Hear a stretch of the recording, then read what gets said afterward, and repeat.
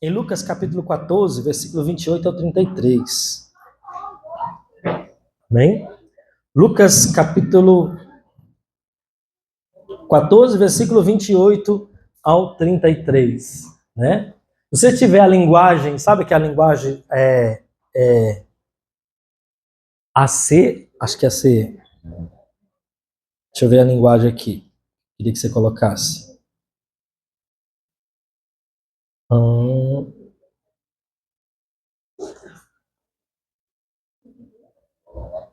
Ara, né? Ara.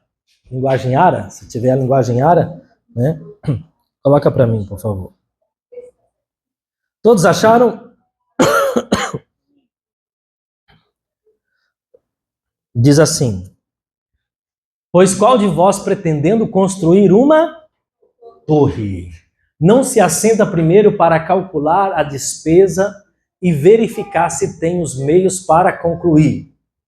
Para não suceder que, tendo lançado os alicerces e não a podendo acabar, todos os que a virem zombem dele, dizendo: este homem começou a construir e não pôde acabar ou terminar. O qual é o rei que, indo para combater outro rei, não se assenta primeiro para calcular se com 10.000 homens poderá enfrentar o que vem contra ele com 20.000? Caso contrário, estando o outro ainda longe, envia-lhe uma embaixada pedindo condições de paz. Assim, pois, todo aquele que dentre vós não renuncia a tudo quanto tem, não pode ser meu discípulo. Amém? A chamada de Jesus para nós nunca foi que nós tivéssemos a Ele ou aos seus ensinamentos como um mero princípio religioso. Amém? Hoje muito nós falamos sobre religião. Religião vem da palavra do latim que significa religare, que significa uma conexão com Deus, uma ponte entre o homem e Deus. Então toda religião tem a sua finalidade de conectar o homem com as coisas espirituais, né? Toda religião, toda religião, seja ela que você acha boa ou você acha ruim, tem como fundamento, como seu alvo principal, conectar o natural com o sobrenatural, com o místico, com Deus. Cada um pode interpretar da maneira como ele quiser, certo? Com o místico, com o sobrenatural, com Deus. Só que a religião, ela é um meio humano para conectar o homem com Deus. É uma ponte de conexão com Deus. Por que Jesus não veio para pregar uma religião? Jesus nasceu como judeu, mas ele não pregou uma religião. Por quê? Porque a conexão do homem com Deus não é apenas um conjunto de doutrina, mas está centrada e focada em uma pessoa. Amém? A pessoa de Jesus. Jesus mesmo disse em João 8,32: e conhecereis e a verdade vos libertará. Certo? Então conhecereis a verdade. A verdade não é meramente um conjunto de princípios ou convicções. A verdade é uma pessoa. Aí ele dizendo, se eu não me engano, João 14,6, ele diz: eu sou o caminho, a verdade e a vida. Ninguém vai ao Pai se não for. Mais uma vez, uma pessoa, não um conjunto de regras. Porque quando você olha para toda a religião, ela tem coisas boas. Tem coisas boas. Toda religião promete felicidade. Até o satanismo promete felicidade. Tudo. Até o que você vê de mais nojento, você fala assim, isso não dá. Promete felicidade, promete prazer. Jesus foi o único que pregou uma mensagem muito conflitante. Muito conflitante. Por que foi muito conflitante? Porque ele pregou o evangelho, a notícia, boas novas, a mensagem que exige renúncia. Amém? Renúncia. A pregação de Jesus, nesse texto, ele fala sobre duas coisas. Primeiro, ele fala de um homem construindo uma torre. um empreendimento. Segundo, ele fala de 2 reis que entrariam em guerra. As duas coisas dizem a mesma coisa, porém uma completando a outra, e você vai entender. Na primeira, Jesus fala sobre um homem que começa a construir, levantar um empreendimento. Ele está falando não do empreendimento, mas ele está usando... Obrigado. Ele está usando o empreendimento para trazer uma mensagem para os seus ouvintes pudessem entender. Ele está falando sobre discipulado. Ele está falando sobre discípulo. O que é um discípulo? Um discípulo é um seguidor. Qual foi a mensagem de Jesus em Mateus capítulo 28, 19? Momentos antes de ele partir, ascender aos céus, a mensagem mais importante que ele deixou para os seus discípulos. Ele disse: ide, pregai o evangelho a toda criatura. Ide, fazei discípulos. Por quê? Porque o discípulo é um seguidor. Alguém que segue nas mesmas pisadas. Por que nós somos chamados de cristão? O nome cristão foi um pejorativo dado aos cristãos. O nome pejorativo. Eram chamados de pequenos cristos. Até a igreja de Antioquia, os cristãos eram conhecidos como olavai-os, aqueles que são do caminho, porque Jesus havia dito: eu sou o caminho. Então você vai ver que até o Saulo de Tarso, o apóstolo Paulo mais tarde, a Bíblia diz em Atos que ele era perseguidor daqueles que eram do caminho, porque ainda aqueles que eram discípulos de Jesus não haviam recebido o nome de cristãos. Mas eles seguiam o caminho. Então o que é um discípulo? O que é discípulo? É aquele que anda pelas mesmas pegadas do seu mestre. Amém? Ele caminha nos mesmos passos. Ele segue o mesmo caminho. Então a chamada de Deus para nós é para formar discípulos, amém? Seguidores de Cristo. Não meramente membros de uma igreja, não membros de uma religião. Porque se nós pensarmos em apenas trocar de religião, nós estamos apenas trocando de vestes, mas não transformando o interior de dentro para fora. A mensagem de Jesus é uma transformação que vem de dentro para fora. Porque se eu modelar de fora para dentro, não vai funcionar. Jesus disse que a mudança é do coração para fora, porque a boca fala da abundância que tem o coração. Amém? Certo? Então, primeiro Jesus fala de um empreendimento. A primeira coisa que ele começa a falar, olha: pois qual de vós pretendendo construir uma torre? Primeiro ele fala sobre pretensão. O que é pretensão? Querer. Diga querer. Nós não podemos fazer nada sem querer. Eu não quero fazer. Deus não nos chama para seguir a Ele sem que a gente deseje, que a gente queira. Mas como assim? Como o querer pode vir? Como que o querer? Isaías 1,9 diz: até para nós prosperarmos nós precisamos querer. Isaías 1,9 diz assim: se quiserdes e me ouvirdes, comereis o melhor dessa terra. Então até a prosperidade, o teu êxito não é acidental, ele é intencional. Você precisa querer. As possibilidades estão para todos. Como eu disse, o sol nasce sobre todos, homens bons e ruins. As oportunidades vêm para todos. A chuva desce para regar a terra, tanto do homem que é bom, como do homem que é mau. Todos nós recebemos oportunidades. Alguns vê, outros não vê. Alguns aproveitam, outros desperdiçam e não aproveitam. Então a primeira coisa que Jesus fala: você quer me seguir? Você precisa querer. O homem que pretende construir, deseja construir, quer construir. Amém? Jesus dizia a todos aqueles que queriam seguir a ele, Lucas 9:23, né? Se alguém quer vir após mim, negue-se a si mesmo, tome a sua cruz e siga-me. Olha que ele está falando. Alguém aí na multidão quer vir após mim? Deseja vir após mim? Então, negue a si mesmo, tome a sua cruz e siga-me. O querer é indispensável.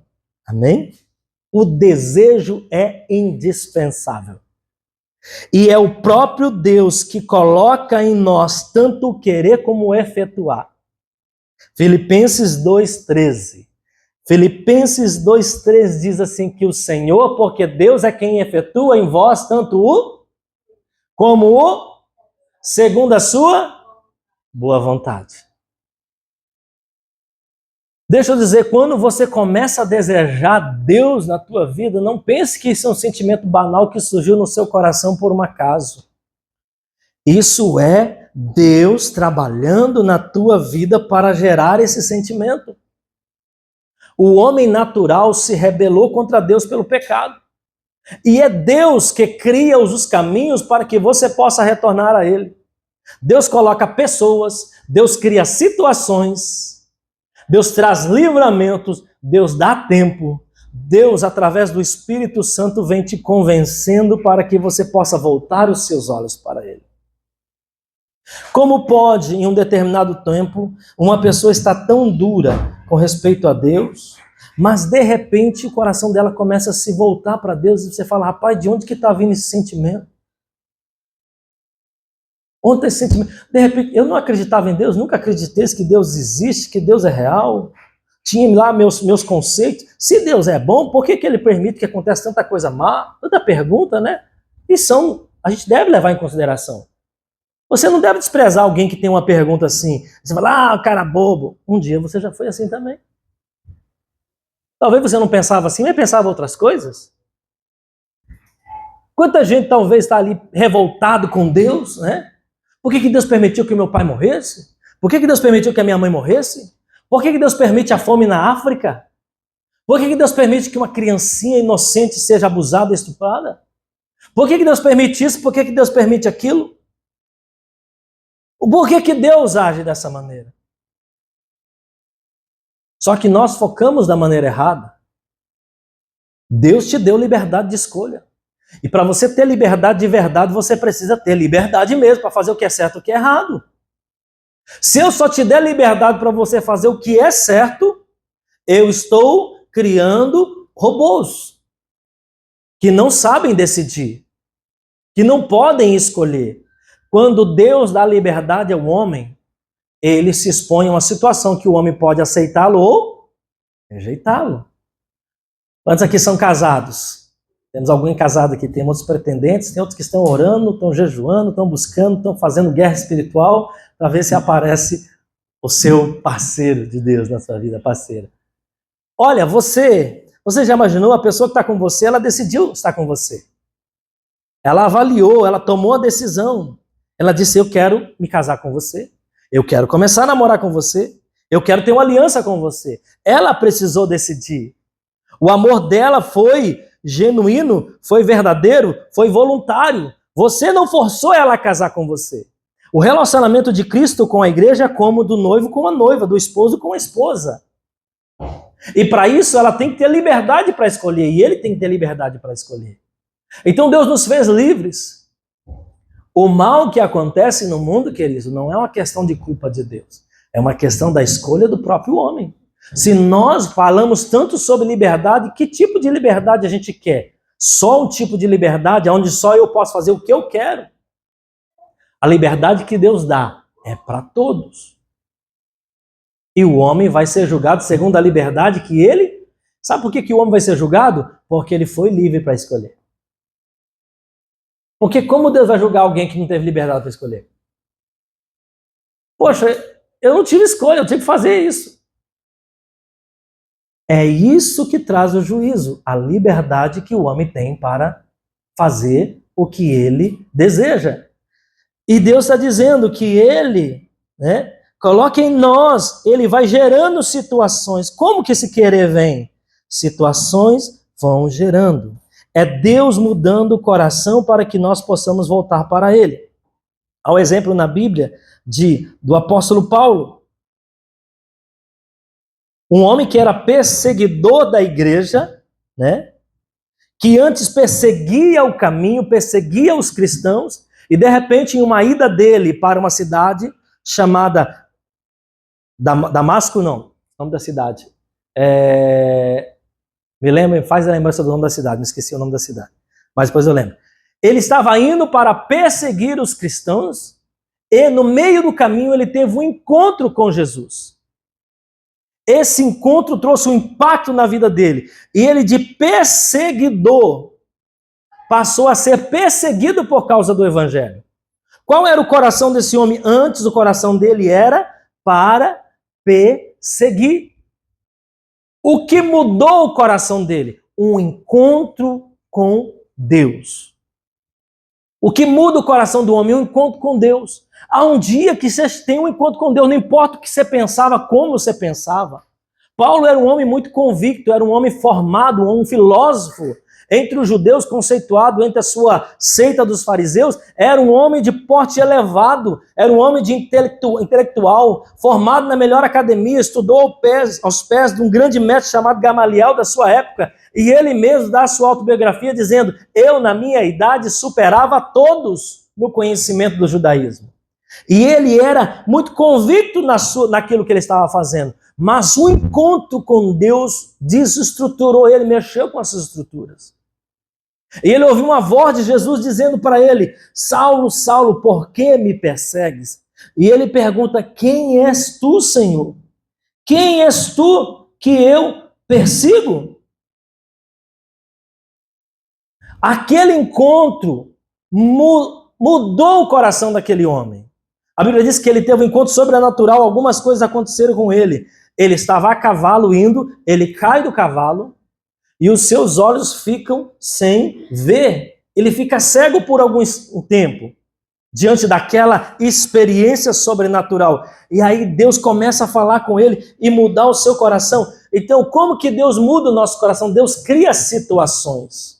Por quê? Por que Deus cria situações? Porque nós precisamos ir compreendendo e entendendo os sinais que estão acontecendo na nossa vida.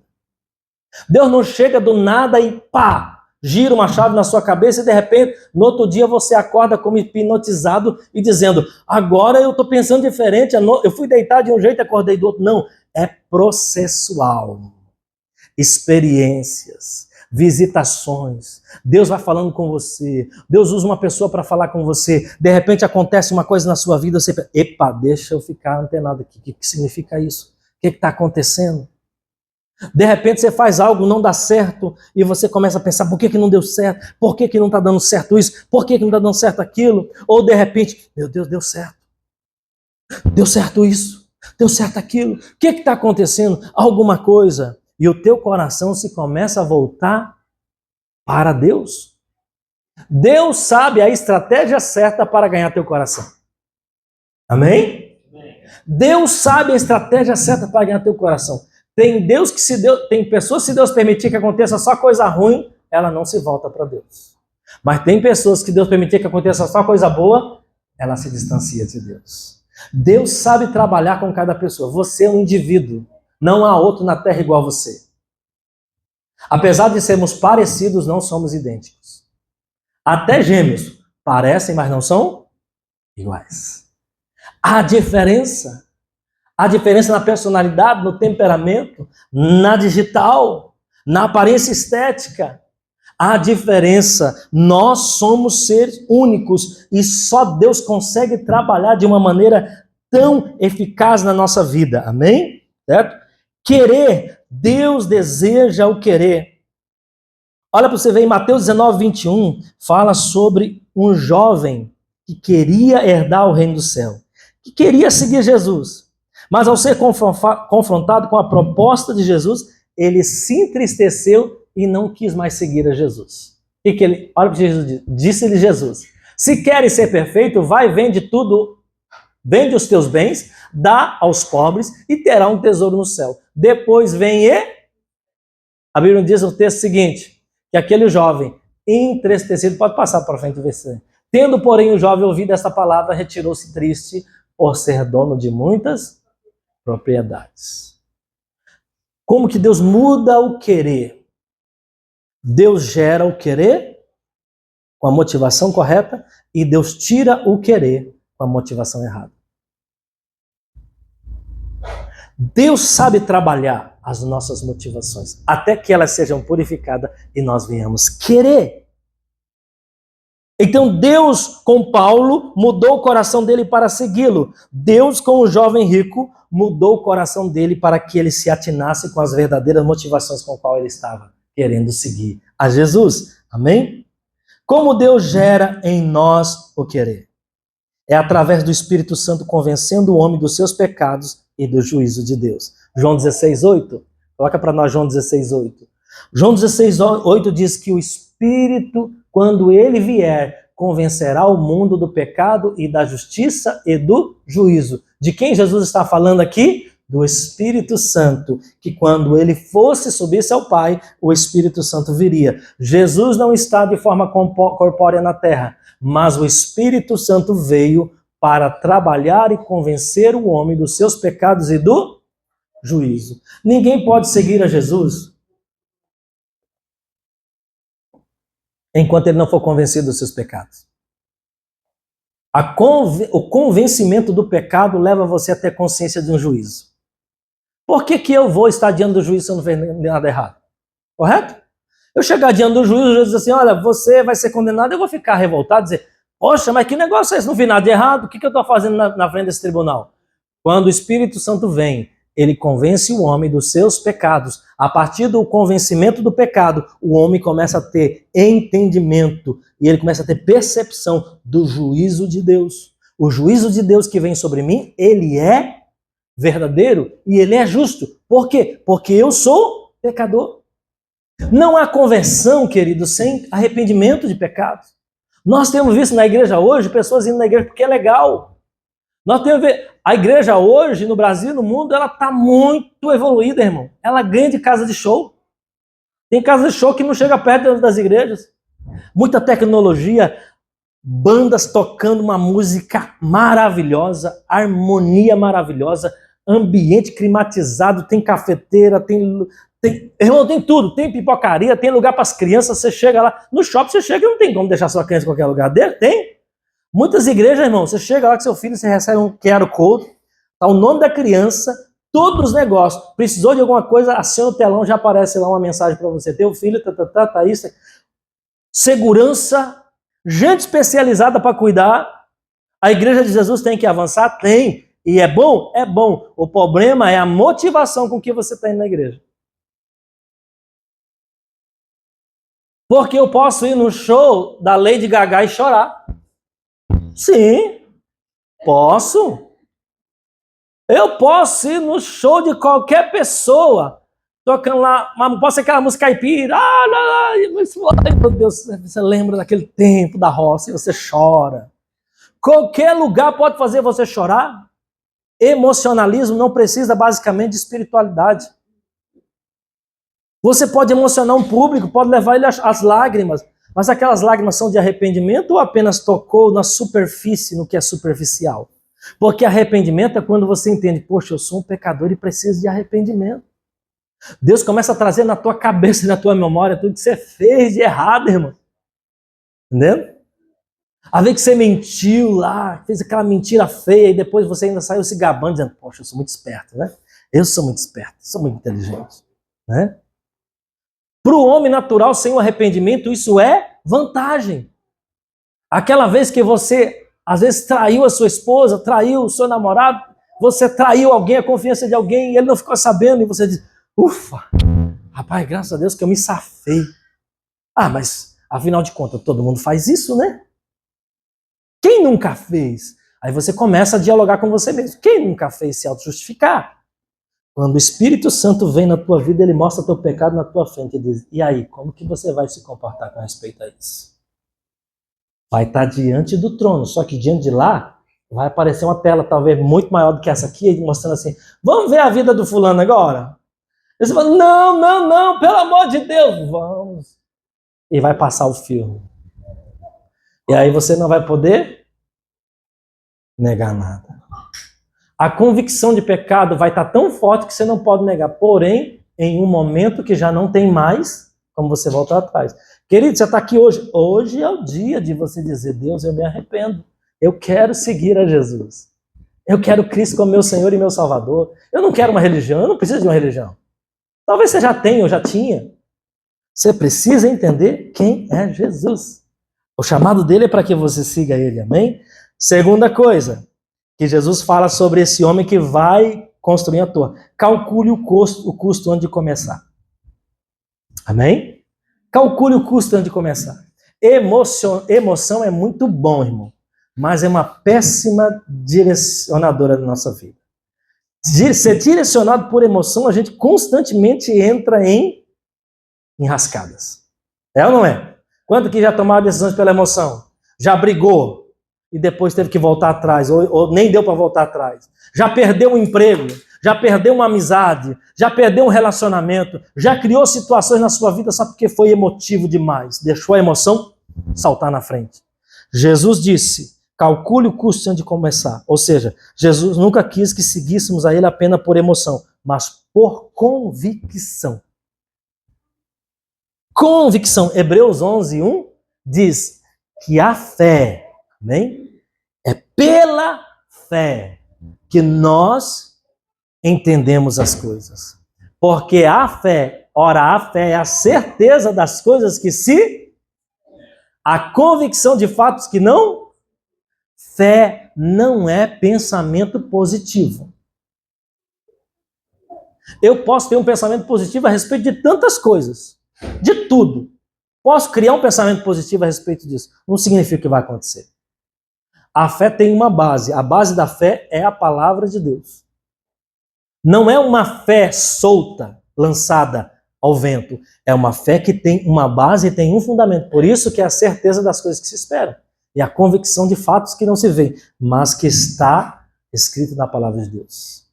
Então, nós vamos seguir a Jesus por aquilo que está escrito na palavra de Deus. Não por aquilo que eu estou sentindo. Porque tem dia que eu quero e tem dia que eu não quero.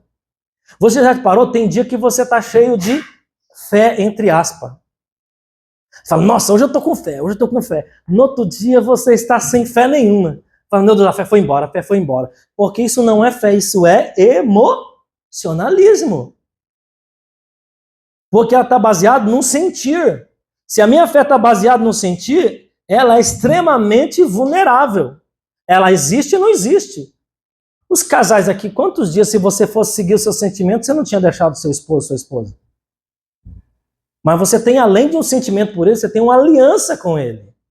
Amém? É diferente. Então, quando eu entendo que eu tenho uma aliança com Deus, significa que eu sentei e calculei. Quanto vai custar? Vai ter dias difíceis e vai ter dias maravilhosos. No casamento, irmão, tem dias que você está naquele romantismo maravilhoso. É flor, é isso. É muito desejo. Mas tem dia que você não está com tudo isso.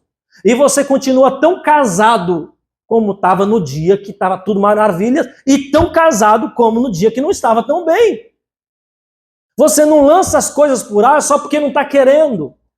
Essa geração está sendo modelada no extremo emocionalismo. Tudo que é difícil eles não querem. A proposta hoje no YouTube, você lança um curso de como ficar rico em 3 dias sem precisar trabalhar, vende tudo, irmão. Já imaginou? Né, Fred? Lançar um curso de faixa branca a faixa preta em 1 semana? Rapaz, vai todo mundo querer comprar. E vai sair com o diploma de mestre, apto para poder ensinar. Mas é assim que a nossa geração está vivendo. Você não vai conquistar a sua vida lá no seu quarto, meu irmão, vendo telefone, vendo Instagram, youtuber. Até para ser um youtuber tem que trabalhar. Tem que buscar conteúdo.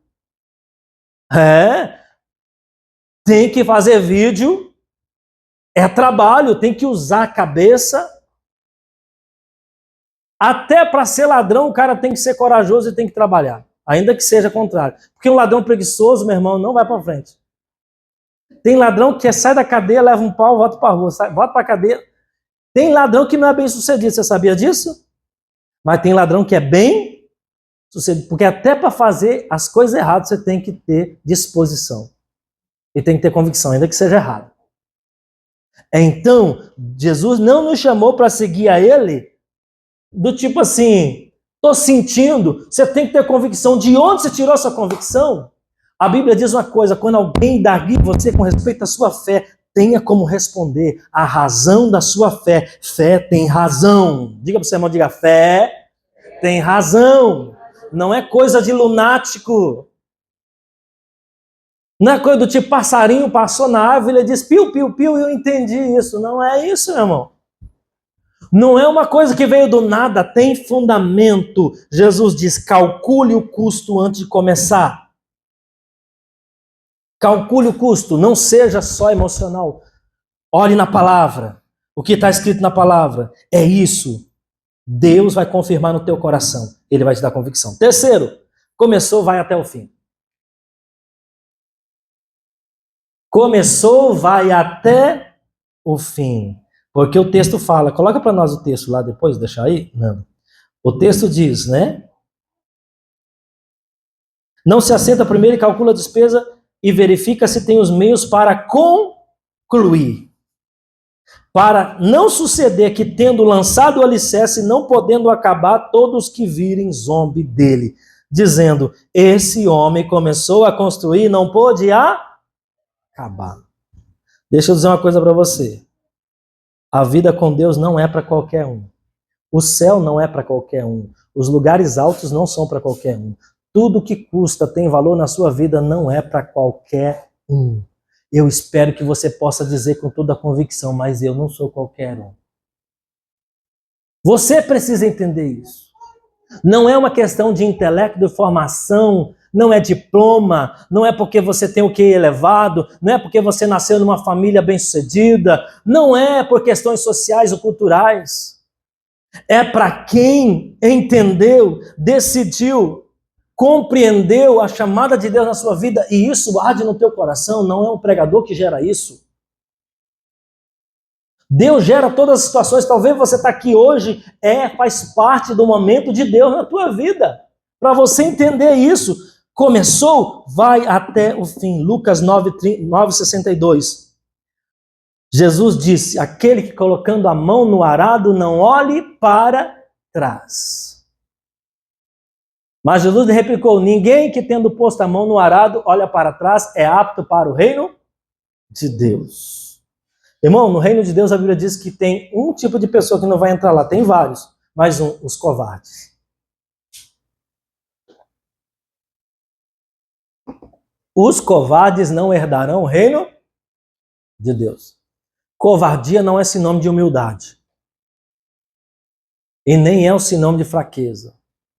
Covardia é o sinônimo de incredulidade e ausência de amor. Você nunca vê uma pessoa que ama covarde. A pessoa que ama, ela é corajosa.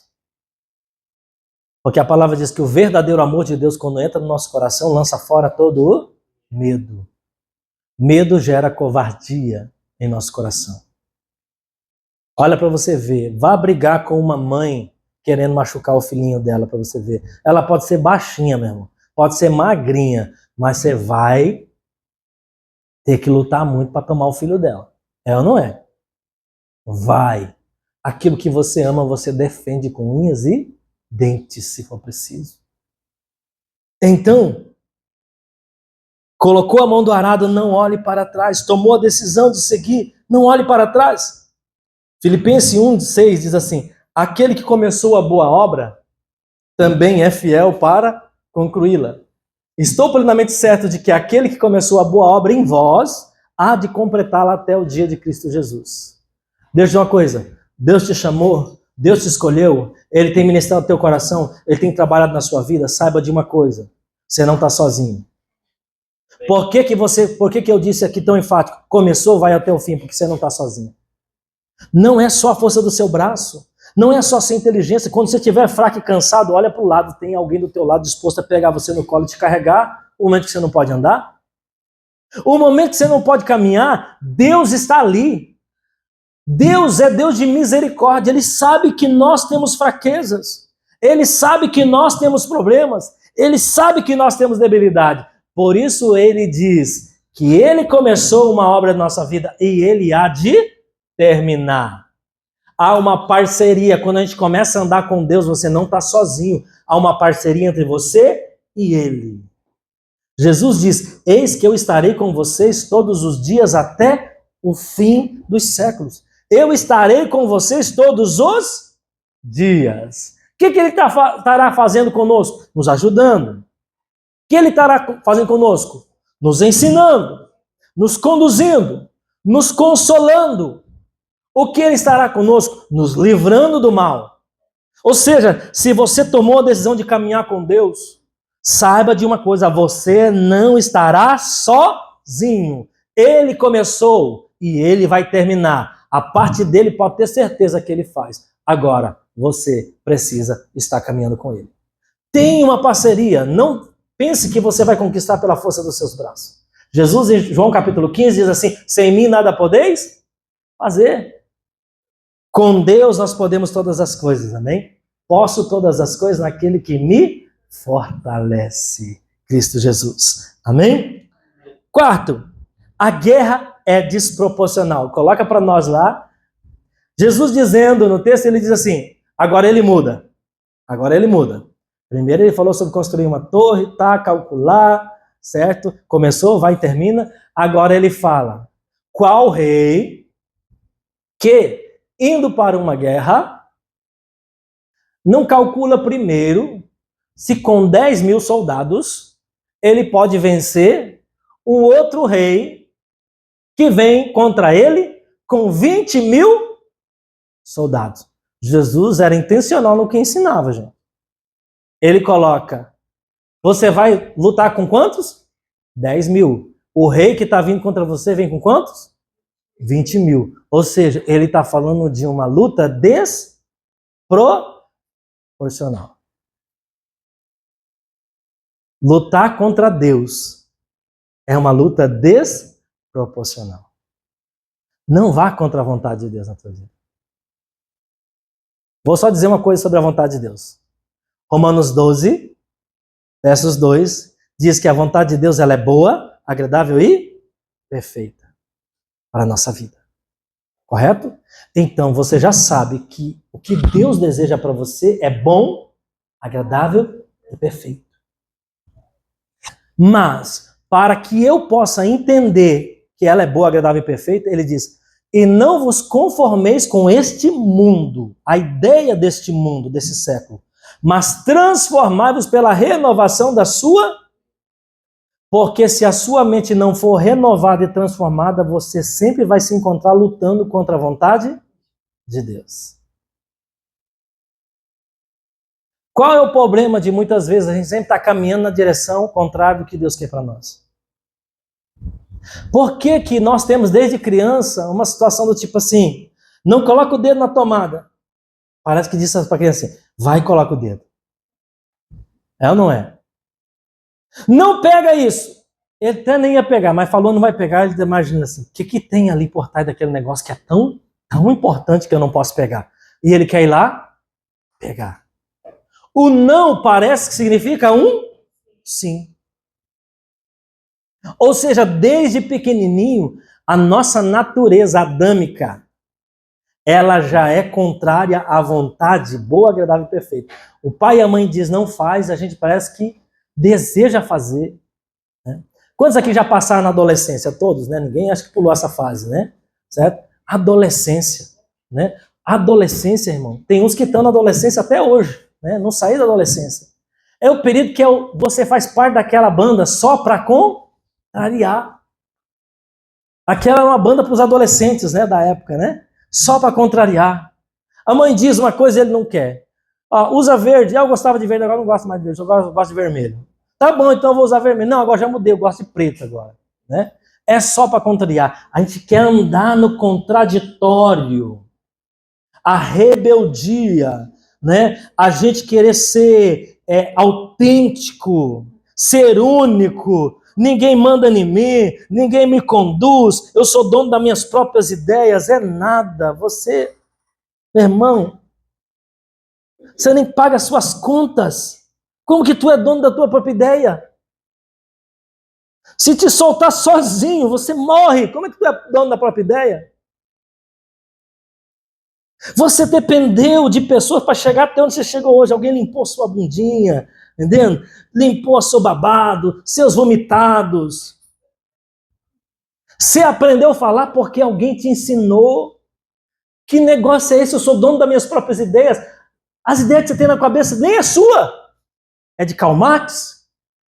É de Engels? As ideias que você tem, você leu num livro. E você só pensa isso porque alguém colocou na tua cachola. Então deixa de ser bobo. Eu sou dono da minha vida. Se Deus trancar o funilzinho da respiração, meu filho, pode ser com 18, com 15, com 20, com 80, com 90, já era aquele ser que se achava superpoderoso. Caia na realidade. O evangelho, a pregação do evangelho tem um objetivo, irmão. Tirar o homem do mundo da lua e trazer ele para a terra. E fazer ele ver quem ele é. Só assim você se arrepende. Quando você perceber que você é um trapilho que não vale nada. Sem Deus, você não vale nada. Mas com Deus, você vale muito. Então, lutar contra Deus é uma guerra desproporcional. E não adianta você se revoltar. Tem gente hoje que diz assim, eu sou ateu por uma questão de revolta. A revolta dele é uma revolta do tipo, eu não acredito em Deus. Se existisse um Deus, as coisas más não aconteciam. Existe algumas pessoas que acreditam, que dizem que não acreditam que Deus não existe, mas acreditam que Deus existe. Porque ele está o tempo todo lutando contra Deus. É uma coisa meio esquisita, né? É meio irracional. Eu estou lendo um livro que diz assim, não tenho fé o suficiente para ser ateu. Porque para ser ateu você precisa de mais fé do que para você acreditar que existe um Deus. Você vai ter que provar muita coisa que você nem sabe de onde vai vir a tua base de filosofia para provar isso. Você vai ter que olhar para a imensidão desse universo, das bilhões de galáxias com bilhões de estrelas, e você vai ter que explicar uma a uma para você poder dizer que você é um ateu. Porque senão você é um crente. O ateísmo é uma espécie de crença. Só que o orgulho da soberba de se achar inteligente não permite a pessoa admitir isso. Todo ateu é um crente. E fanático ainda, muitas vezes. Então, lutar contra Deus é uma luta desproporcional. Ele diz, você está indo com 10 mil? Senta. Senta. Senta. Diga para o seu irmão, diga senta. Calcule. Deixa de ser besta. Senta e calcule. Senta e calcule. Você vai conseguir vencer aquele que está vindo com 20 mil soldados contra você? Não. Então, próximo passo, se renda. Quinta coisa. Deixa eu só ler aqui. Atos 26:14, né, onde eu falei sobre Saulo, que perseguia os cristãos. Jesus diz para ele em Atos 26:14, diz para ele, Saulo, Saulo, por que você me persegue, homem? Dura coisa é recalcitar contra os aguilhões. E aí Saulo disse para aquela voz que ele estava ouvindo, quem és tu, Senhor? Sabe o que é recalcitar contra os aguilhões? Aguilhões eram prisões, cadeias de ferro colocados nos pés e nas mãos. Quanto mais o preso debatia, mais ele se machucava. E ainda ia ter que continuar preso. Então Jesus está dizendo para ele assim, você está preso na minha vontade, eu tenho um propósito para a tua vida. Não fique lutando contra, porque você só vai se machucar mais. Provérbios 16:1 diz, o coração do homem pode fazer planos, mas a resposta final vem de onde? Do Senhor. Teu coração e meu coração pode fazer planos, mas a resposta final vem do Senhor. 5. Nós falamos aqui, calculou 10 mil contra 20 mil, não dá. Então, o que ele faz? Volta para nós lá o texto, Leandro. Vendo, calculando que 10 mil soldados não pode enfrentar 20 mil soldados, calculou os recursos, não tem como. Ele vai e manda uma comissão antes que comece a batalha, pedindo uma condição de paz. Condição de paz. Diz, olha, calculamos aqui, não tem como enfrentar vocês, nós queremos fazer um acordo de paz. Caso contrário, estando outras ainda longe, envia-lhe uma embaixada pedindo condições de paz. Quinta coisa, as condições de paz são impostas por aquele que é mais forte. Quando a gente diz, eu quero servir a Deus, eu quero andar com Deus, não é você que diz para ele o que ele tem que fazer. É ele que vai dizer para você o que você tem que fazer. É ele que vai dizer para você o que ele quer. Não é a tua vontade que prevalece sobre a vontade de Deus. Até porque, em boa parte, a nossa vontade muitas vezes condiz com a vontade de Deus. Mas em outra boa parte, ela não condiz com a vontade de Deus para nossas vidas. E aí é ele que determina. Jesus ensinou essa oração na oração do Pai Nosso, Mateus capítulo 6. Começa a oração, Pai Nosso que estás no céu, santificado seja o teu nome. Venha a nós o teu reino e seja feita a tua aqui, como é feita. Então, quando eu entendi que a parte maior e mais poderosa tem o melhor para a minha vida, o que eu vou fazer? Eu vou orar a Ele. Venha a mim o teu reino. Faça a tua vontade aqui na minha vida, como ela é feita lá no céu. No céu tem harmonia, no céu tem prosperidade, no céu há saúde, no céu há vida em abundância, no céu é eterno. Então faz, Senhor, cumpre na minha vida isso. Nós não estamos lutando contra Deus para vencê-lo. Pelo contrário, na luta com Deus, nós não estamos lutando contra a vontade dele, mas nós estamos lutando juntamente com ele para que nós possamos viver o que ele quer para nós. Porque você vai ter que lutar contra a sua carne, contra a sua vontade, muitas vezes, é ou não é? Vai ter que lutar. Todo homem que quer ter uma vida de disciplina vai ter que lutar contra a sua falta de domínio próprio. E assim queremos viver a vontade de Deus? Então nós vamos orar ao Senhor, Deus, eu quero me render a essa vontade, porque ela é a melhor para mim. Então Jesus, venha a nós o teu reino, seja feita a tua vontade, assim na terra como é feita no céu. Deus diz na sua palavra que ele tem planos de paz para nós, não de mal, para nos dar o fim que nós desejamos. Olha, tem uma coisa aqui que Deus entra em sintonia com você. O fim. Todos nós queremos ter um fim bom, ainda que tenhamos traçado caminhos que não nos levarão a esse fim. Certo? Há pessoas que acham que se entregando a todos os prazeres da vida, ele vai ter um fim bom. Há pessoas que acham que tomando certas decisões na sua vida vai levar para um fim bom. A Bíblia diz que Deus deseja nos dar o fim que nós queremos. Ou seja, o fim que nós queremos é o motivo pelo qual nós estamos fazendo as coisas. Só que nem sempre estamos fazendo certo. Mas a gente quer terminar bem. Deus quer que você termine bem também, amém? Deus quer que você termine bem. Você acha que há prazer no coração de Deus a sua família destruída? Você acha que há prazer no coração de Deus você terminando uma vida na desgraça? Você acha que há prazer no coração de Deus você vivendo uma vida totalmente fora daquilo que Ele projetou para a tua vida? Não! Deus quer o fim bom para nós. Nós precisamos atentar como é o caminho que vamos chegar até lá. E Ele vai nos orientar nesse caminho, amém? Sexto, último.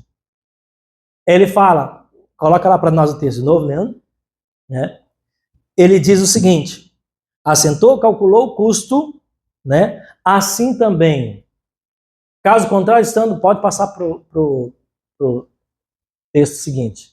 Assim, pois, todo aquele dentre vós que não renuncia a tudo quanto tem, não pode ser meu discípulo. O que Jesus está falando? Jesus está falando quanto que custa o discipulado. Quanto que custa seguir a Cristo? O preço é alto. Custa tudo que você tem. Custa tudo que você tem. Algumas pessoas logo pensam, quando fala que custa tudo que você tem, pensa em dinheiro. Algumas pessoas, cada um vai pensar uma coisa. Que custa tudo que você tem? Aquilo que te é precioso? Tempo? Dedicação? Renúncia? Quanto custa seguir a Cristo? Renúncia. Nos primeiros passos, querido, custa para nós renunciarmos nossos pecados. É uma verdade. Esse é o evangelho que Jesus pregou. Você não vai ver na Bíblia Deus iludindo você. Ele disse que se nós queremos seguir a Ele, o que nós temos que fazer? Renunciar os nossos pecados. Nós entregamos aos pés dele os nossos pecados. Por quê? Porque os teus pecados só te fazem mal, te separam de Deus. Então Jesus diz, aquele que dentre vós não renunciar tudo quanto tem, não pode ser meu discípulo. Jesus não veio para chamar pessoas para uma religião, mas ele veio para chamar discípulos, amém? Quando você renuncia tudo de si, você começa a receber o tudo de Deus na tua vida, amém? Então tudo de Deus vai começar a tocar a sua vida quando você renuncia, começa a renunciar o tudo de si. Abrir mão. Olha, esse é um princípio tão básico e tão fácil de nós entendermos. Olha aqui para você ver. O tipo de vida que você quer ter está ligado ao tipo de renúncia que você está disposto a fazer. Se você quer ter uma vida saudável, você vai ter que renunciar a muitas coisas que são gostosas, mas não são boas para você. É ou não é? Entendem isso? É compreensível? Dá para você processar isso? Assim é a sua vida com Deus. Quando você renuncia, a renúncia não está falando de deixar aquilo que te faz bem, mas de deixar aquilo que te faz mal. Então Jesus diz, para ser meu discípulo, tem que renunciar tudo. Quanto que custa? Tudo na nossa vida. Tudo. Quando nós entregamos o tudo nosso, nós temos o tudo de Deus. É a medida que você esvazia, é a medida que você vai sendo cheio. Esse copo aqui não pode ser cheio se ele não for esvaziado. Se eu quero mudar a substância que está dentro desse copo, ele não está cheio aqui, mas imagine que ele esteja cheio. Para mim mudar a substância que está aqui dentro, o elemento que está aqui dentro, eu preciso jogar outra substância aqui dentro para que possa tirar a que está aqui anterior. Isso fala de renunciar, de lançar fora. Então, quando Deus nos chama, quando Jesus fala disso, essa ministração foi uma ministração de confronto para quem estava ouvindo. Porém, ela é seletiva. Qual é o problema nosso? Às vezes nós queremos ter muita gente e pouca qualidade. Não vai subir qualquer pessoa de qualquer jeito. Aí você fala, é obras do homem? Não. É aquele que decidiu viver uma vida com Deus. Quem está trabalhando na minha vida e na tua vida? O Espírito Santo de Deus está trabalhando na minha vida e na tua vida, convencendo. Convencendo. A cada dia você vai começando a perceber coisas. E Ele vai trabalhando em você. Eu digo uma coisa para você. Você entrou aqui hoje, Deus já está trabalhando na tua vida. Cada um num processo, irmão. Tem gente que está aqui, tem gente que está aqui, tem gente que está aqui, tem gente que está aqui, está precisando voltar lá de novo no começo, entendendo? A recomeçar muitas coisas na sua vida, porque às vezes você vai avançando, você vai achando que está bom demais, e aí Deus fala, esqueceu das lições primordiais, vamos lá voltar de novo, e aí de repente, em algum momento da sua vida, fala, rapaz, parece que eu voltei lá no começo, não, voltou mesmo. Para recomeçar, para se lembrar de coisas básicas que o tempo fez você esquecer. Então Deus trabalha da maneira como Ele quer nas nossas vidas, amém? É Ele que convence o homem dos seus pecados. E nenhum homem pode se chegar a Deus se não for convencido por Ele. Você não pode vir à igreja porque o pastor é legal. Pode ser uma coisinha que te traga. Ah, porque lá tem gente boa. pode ser uma desculpa santa de Deus para te trazer à igreja, mas você não pode permanecer com Deus por causa de situações que não são as motivações corretas, amém? Então hoje, o que Jesus está falando com você? Hoje ele está chamando você para seguir ele. Hoje ele está chamando você para dar um passo. Hoje ele está dizendo para você sentar e calcular. Hoje ele está dizendo para você assim, tome a decisão. Você começou? Não deixe pela metade. Vai até o fim. Hoje ele está dizendo para você assim, não lute contra a minha vontade. A minha vontade para você é boa, agradável e perfeita. Hoje o Senhor está dizendo para você, você sabe quanto vai custar? Deixa eu passar a nota para você aqui. Vai custar tudo. Vai custar tudo. Você quer ser um discípulo de Jesus? Nossa igreja é uma igreja que ministra discipulado. Ganhar, consolidar, discipular e enviar. Você entende isso? Ou isso é apenas uma frase que está aqui? Ganhar, consolidar, discipular e enviar. Discipulado é formação de Cristo na tua vida. Talvez uns aqui hoje precisam ser ganhos para Jesus. Outros estão aqui sendo consolidados, sendo firmados. Por mais que a palavra foi confrontante, está te firmando. Outros estão sendo discipulados. E alguns aqui estão sendo desafiados no enviar. Cristo quer te enviar para que você possa ser um canal dele aonde você estiver. Para onde você vai ser enviado? Lá na fábrica onde você trabalha. Para onde você vai ser enviado? Lá na sua casa, com os seus filhos, com seu esposo, com a sua esposa, com seus parentes. Para onde você vai ser enviado? Para a escola, para a faculdade onde você está. Para lá, Deus quer te enviar. Mas Deus só pode enviar discípulo. Deus não envia meninos. Deus não envia alguém que não tomou a decisão de vida com ele. Amém? Vamos ficar em pé?